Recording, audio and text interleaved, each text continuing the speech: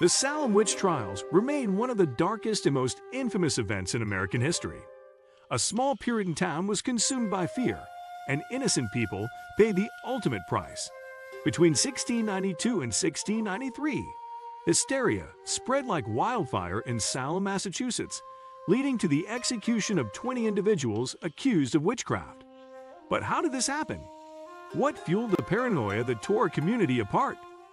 The trials were driven by fear, superstition, and religious extremism, creating a climate where anyone could be accused. Neighbors turned against one another, and the legal system relied on spectral evidence, visions, and dreams to convict the accused. The consequences were devastating, and even those who maintained their innocence faced brutal deaths. But was it really about witchcraft? Or were there deeper reasons behind the madness? Historians believe social tensions, land disputes, and even hallucinogenic mold in rye bread may have played a role. The Salem Witch Trials serve as a chilling reminder of the dangers of mass hysteria and blind belief. In this video, we will explore the real story behind the trials, from their terrifying beginning to their tragic end. We will uncover the dark forces that led to this nightmare and discuss the lessons history has left behind. Stay with us until the end to learn how this chapter of the past still influences our world today. And if you love deep dives into history's most shocking events, do not forget to like, subscribe, and hit the notification bell.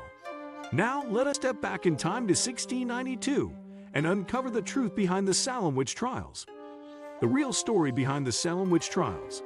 The Salem Witch Trials remain one of the darkest and most infamous chapters in American history. Between 1692 and 1693, a wave of hysteria swept through the Puritan town of Salem, Massachusetts, leading to the execution of 20 people accused of witchcraft. Fear, superstition, and religious extremism fueled the chaos, with neighbors turning against each other.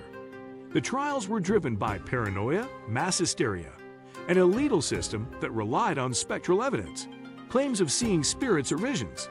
In reality, there was no real evidence of witchcraft, but the accusations were enough to ruin lives. Today, historians believe that social tensions, land disputes, and even ergot poisoning, a hallucinogenic mold in rye bread, may have contributed to the panic. The start of the witch hunt. The trials began when a group of young girls claimed to be afflicted by witchcraft, showing strange behaviors like screaming, convulsing, and hallucinating. Their accusations quickly spread, targeting outcasts, widows, and those who defied Puritan norms. The court accepted even the flimsiest evidence, and those who confessed to witchcraft were often spared, while those who maintained their innocence were sentenced to death. The executions were brutal. 19 people were hanged, and one man, Giles Corey, was pressed to death with heavy stones. The town was consumed by fear, and no one was safe from suspicion. Even church leaders and respected members of society found themselves accused. The accusations were often motivated by personal grudges, jealousy, or land disputes. Some families used the trials to eliminate rivals or gain property from the accused. The lack of scientific knowledge at the time made people quick to believe in supernatural causes for illness or misfortune. The Puritan belief system also played a role, as they saw the devil's influence everywhere. Fear spread rapidly, and soon more people were being accused, leading to mass panic. The situation spiraled out of control as the town's leaders struggled to contain the hysteria. The role of religion and superstition. Many factors contributed to the hysteria, including deep-rooted fears of the devil, political instability, and tensions between Salem's wealthy and poor residents. The trials also reflected the dangers of religious extremism, as Puritan beliefs emphasized the constant threat of evil. Women were particularly vulnerable to accusations, as Puritan society saw them as morally weaker and more susceptible to Satan's influence. The fear of outsiders and nonconformists added fuel to the fire, with many accused being those who did not fit into the rigid societal structure. The obsession with purity and religious control created a perfect storm for mass hysteria. Puritans believed that any deviation from their strict religious code was evidence of evil. Those who spoke against the trials were often accused themselves, making it dangerous to voice dissent. The fear of divine punishment drove many to support the trials, even when they saw injustice unfolding.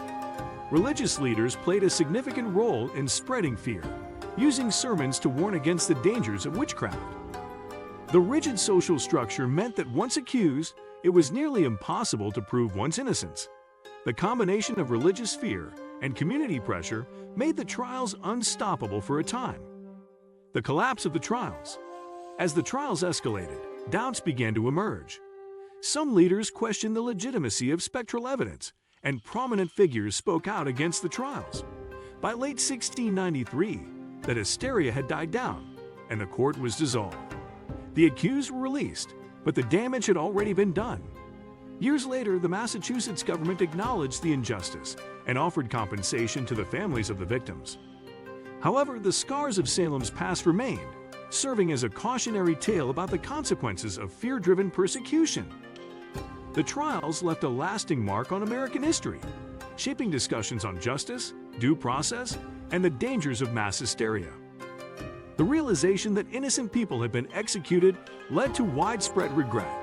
Judges and officials involved in the trials later admitted their mistakes, but for the families of the victims, it was too late. The legal system slowly evolved to prevent similar abuses, but the damage had already left a stain on Salem's history. The trials became a symbol of how fear can destroy lives and communities. Over time, historians have debated the true causes of the trials, with new theories emerging about why they happened. Theories behind the hysteria. The Salem Witch Trials have been widely studied and mythologized, inspiring countless books, movies, and plays, including Arthur Miller's The Crucible. While often dramatized, the real story remains a chilling example of how fear can override reason. The trials also draw parallels to modern-day witch hunts, where baseless accusations and public shaming can destroy reputations. The term witch hunt is still used today to describe unfair and irrational persecutions.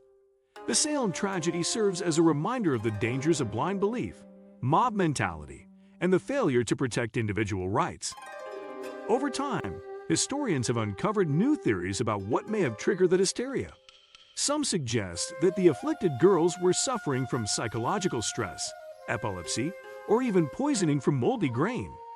Others believe the trials were a way for people to settle personal grudges and gain power. The complex mix of religion, fear, and political tension made Salem an explosive environment where anyone could become a target. The lack of scientific understanding and a flawed justice system only made things worse. The Salem Witch Trials remain a powerful example of how paranoia can lead to devastating consequences. The lasting impact on society.